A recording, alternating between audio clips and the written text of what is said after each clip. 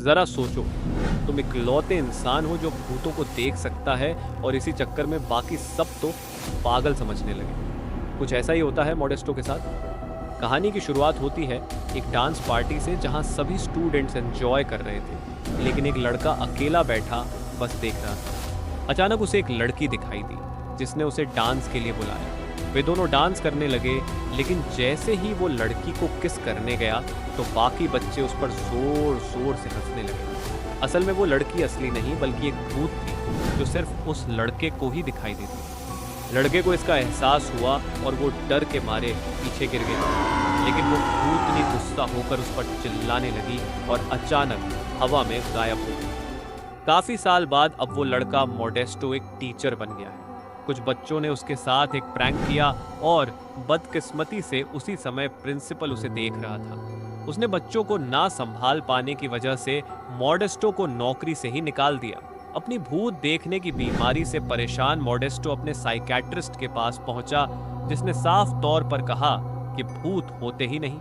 Psychiatrist के मरे हुए बाप को अपने बेटे की यह बात अच्छी नहीं लगी, लेकिन ये सबसे सिर्फ मॉडेस्टो ही देख सकता था। इसके बाद दवाई लेते हुए मॉडेस्टो सड़क से जा रहा था जब उसे एक आदमी दिखा जो सड़क पार कर रहा था। मॉडेस्टो ने चिल्लाकर उसे रोकना चाहा, लेकिन एक ट्रक उसे आदमी के आर पार हो गया। असल में वो भी एक भूत ही था। उधर स्कूल में एक टीचर लाइब्रेरी में बुक की फोटोकॉपी कर रहा था जब उसने एक स्केलेटन को खुद ब खुद चलते हुए देखा, लेकिन जैसे ही टीचर ने मुड़कर देखा तो स्केलेटन वहीं था। जब टीचर अपना काम करने लगा तो स्केलेटन ने पीछे से आकर उसे पकड़ लिया और उसी का सर मशीन में रखकर बहुत सारी फोटोकॉपी निकाल दी। किताबें और स्टेपलर खुद ब खुद उड़ने लगे और उस टीचर पर हमला कर दिया। इस तरह डराकर भूतों ने टीचर को खिड़की से बाहर फेंक दिया। स्केलेटन ऊपर से ये सब देखकर जोर जोर से हंसने लगा। इसके बाद स्कूल की डायरेक्टर टीना से मिलने एक आदमी आया। वो 8 टीचरों से मिलना चाहता था, लेकिन बाकी के बहुत सारे टीचर्स स्कूल छोड़कर जा चुके थे। उस आदमी का नाम रॉड्रिग्स था और वो पेरेंट्स एसोसिएशन का इकलौता मेंबर बचा था। स्कूल की हालत देखकर रॉड्रिग्स ने टीना को आखिरी मौका दिया कि अगर 6 महीने में स्कूल की हालत नहीं सुधरी तो स्कूल बंद करना पड़ेगा। कुछ समय बाद मॉडेस्टो उसी स्कूल में इंटरव्यू देने आया। उसने टीना से झूठ कहा कि आर्ट्स स्कूल ने उसे नहीं निकाला, बल्कि वो खुद ही वहां से चला आया था। उस समय टीना को टीचर्स की सख्त जरूरत थी, इसलिए उसने मॉडेस्टो को तुरंत ज्वाइन करने को कहा। इसके बाद वो अपनी पहली क्लास लेने जा रहा था जब उसने एक लड़की से उसे क्लासरूम तक ले जाने को कहा, लेकिन वो लड़की डर कर भाग गई। मॉडेस्टो एक पुरानी लाइब्रेरी तक पहुंचा। वहां उसे कुछ भूत दिखाई दिए जिन्होंने किताबें और कुर्सियां उठाकर उसे डराने की कोशिश की, लेकिन जल्द ही उन्हें पता चल गया कि मॉडेस्टो उन्हें देख सकता है।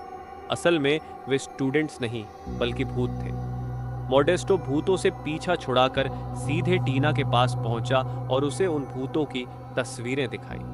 भूतों से तंग आकर उसने नौकरी छोड़ दी और स्कूल से भाग गया। टीना ने उसका पीछा किया, लेकिन भूत स्कूल के गेट से बाहर नहीं जा पाए।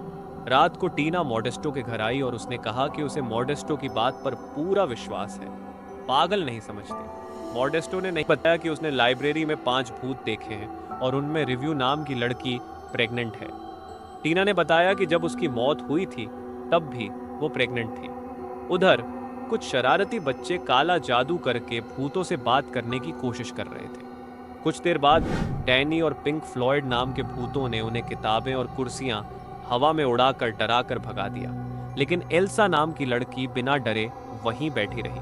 वह जॉर्ज से बात करके पूछने लगी कि उसकी मौत कैसे हुई थी। उधर टीना ने मॉडेस्टो को बताया कि जब उसके पिता स्कूल के डायरेक्टर थे तब एक क्रिसमस पार्टी के दौरान 5 बच्चे डिटेंशन में थे।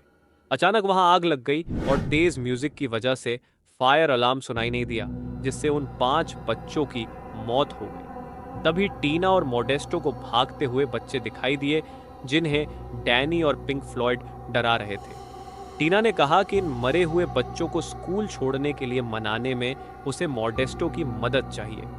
आखिरकार मॉडेस्टो को कोई मिल गया था जो भूत देखने पर उसे पागल नहीं समझता था, इसलिए वह खुशी खुशी मान गया। उस दिन उसने साइकियाट्रिस्ट की दी हुई दवाइयां फेंक दी और भूत को सड़क पार करने भी सिखाया। फिर वह उसी लाइब्रेरी में मरे हुए बच्चों से बात करने पहुंचा। आखिर कोई तो था जो उन्हें देख सकता था। ये जानकर वे सब भी बेहद खुश हो गए। लेकिन जब मॉडेस्टो ने उनसे स्कूल छोड़कर जाने को कहा तो उन्होंने उसे तारों से बांधकर उल्टा लटका दिया। बाद में मॉडेस्टो ने साइकियाट्रिस्ट के मरे हुए बाप से बात की। उसने कहा कि जब किसी की कोई इच्छा या काम अधूरा रह जाए तो वह भूत बन जाता है। उसके मुताबिक उन स्टूडेंट्स को अपनी पढ़ाई पूरी करके ग्रेजुएट होना होगा, तभी उन्हें मुक्ति मिल पाएगी। लेकिन जब मॉडेस्टो ने उन्हें पढ़ाना शुरू किया तो सिर्फ एंजेला ही खुश हुई। लड़कों ने तो उसे पकड़कर उसके कहने तोड़ने की कोशिश की। बाद में मॉडेस्टो ने स्कूल की रिसेप्शनिस्ट मैनुअल से उन बच्चों की फाइल्स निकलवाई। कुछ देर बाद मॉडेस्टो ने लाइब्रेरी में उन बच्चों को मोबाइल पर गाने सुनाए। 1000 गाने सुनने के बाद उनके होश उड़ गए। मॉडेस्टो ने उन्हें बताया कि उनके मरने के बाद दुनिया में बहुत तरक्की हो चुकी है। बाद में सबने फैसला किया कि वे पढ़ाई करके सारी नई चीजों के बारे में सीखेंगे और आखिरकार इस दुनिया से मुक्त हो जाएंगे। लेकिन डैनी इसके खिलाफ था। अगले दिन मॉडेस्टो ने देखा कि सभी स्टूडेंट्स पढ़ने के लिए तैयार बैठे थे। उधर एल्सा जॉर्ज से बातें करते करते उसके प्यार में पड़ चुकी थी। वे दोनों एक दूसरे से फ्लर्ट करने लगे। एंजेला ने बच्चों को फंक्शन के लिए गाने की प्रैक्टिस करते सुना। मॉडेस्टो को भी पता चला कि यह फंक्शन टीना के पिता के लिए है। डैनी ने एंजेला को गाने के लिए उकसाया और कहा कि भूतों की आवाज कोई नहीं सुन पाएगा, लेकिन पीछे से उसने माइक की आवाज तेज कर दी और एंजेला की भूतिया आवाजें सुनकर सब लोग हॉल से भाग खड़े हुए। डैनी की इस करतूत से जॉर्ज और डैनी के बीच बहस छिड़ गई। गुस्से में जिंदा बच्चों की चीजें गिरा दी गईं और एल्सा का लैपटॉप भी तोड़ दिया गया। एल्सा और जॉर्ज कंप्यूटर के जरिए एक दूसरे से मीठी मीठी बातें करते रहे। अगले दिन जब चारों भूत पढ़ाई कर रहे थे, तभी डैनी वहां आकर एक सवाल का सही जवाब दे दिया। तभी टीना वहां अपनी प्रॉब्लम लेकर आई और डैनी ने मॉडेस्टो को चिढ़ाते हुए कहा कि वो तो टीना का कुत्ता है। टीना ने बताया कि स्कूल की मालकिन भी फंक्शन में आने वाली है।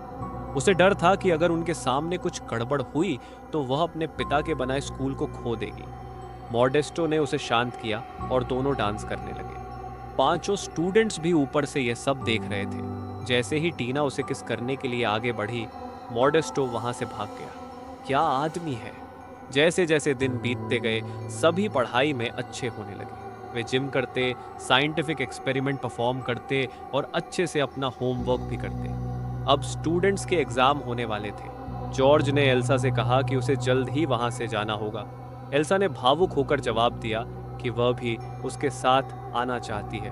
उसने यह भी कहा कि वह उससे बहुत प्यार करती है और जल्द ही उससे मिलेगी।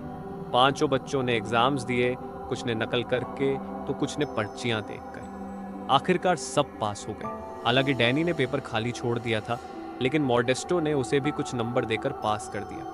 तभी उन्हें एक सफेद लाइट दिखाई दी और सब हाथ पकड़कर स्वर्ग जाने के लिए तैयार हो गए। लेकिन असल में यह तो सूरज की रोशनी थी जिससे कुछ भी नहीं हुआ। इससे पांचों भूत काफी नाराज हो गए और पूरे स्कूल में हंगामा कर दिया।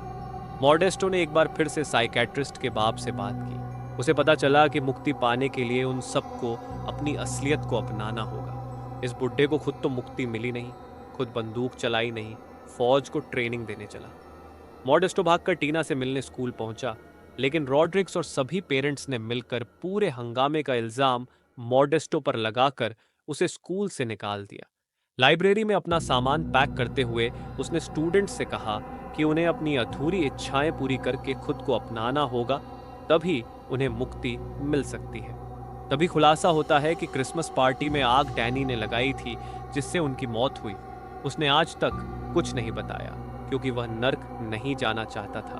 उधर टीना और मॉडेस्टो की भी बहस हो गई। स्कूल में टीना बार बार मॉडेस्टो को कॉल कर रही थी।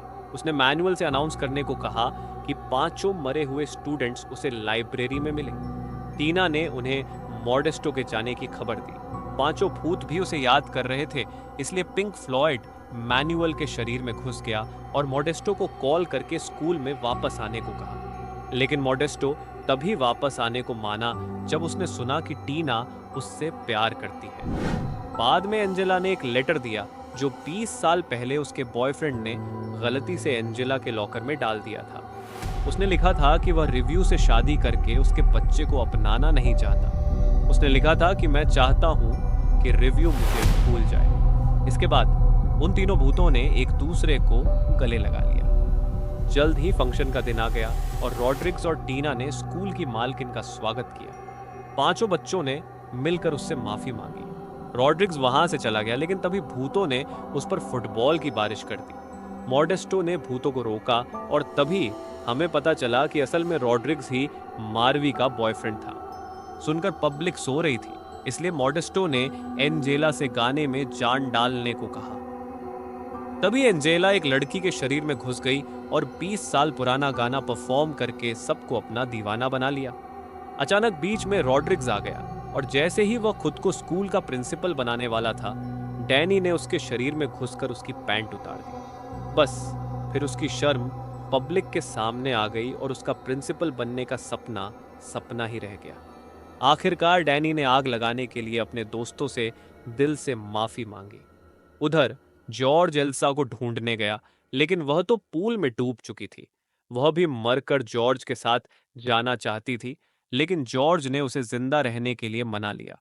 उसने कहा कि वह आराम से अपनी जिंदगी जी ले, क्योंकि उसके बाद की दुनिया में वह उसका इंतजार करेगा। तभी एल्सा की आंखें मोडेस्टो की गोद में खुलीं, जिसने उसे पूल से निकाला था। आखिरकार सबकी अधूरी इच्छाएं पूरी हो चुकी थीं। एंजेला चाहती थी कि वह स्टेज पर गाना गाए, जॉर्ज एक लड़की को किस करना चाहता था और मार्वी की इच्छा थी अपने बॉयफ्रेंड का सच जानना। अब सिर्फ पिंक फ्लॉयड बचा था, जो बस पार्टी करना चाहता था। आखिरकार पिंक फ्लॉयड भी मस्त पार्टी करके टल्ली हो गया। मार्वी के पेट में बच्चा लात मारने लगा और चारों ओर लाइट्स टिमटिमाने लगीं। आखिरकार उनकी मुक्ति का समय आ गया था। सबने एक दूसरे का हाथ कसकर पकड़ लिया। इसी बीच टीना ने भी मॉडेस्टो का हाथ थाम लिया। पांचों भूत जगमगाने लगे और एक तेज सफेद रोशनी में समाकर गायब हो गए। तो तुम्हारी कौन सी ऐसी इच्छा है जिसे तुम मरने से पहले पूरा करना चाहते हो? कमेंट में जरूर बताना। मिलते हैं अगली वीडियो में।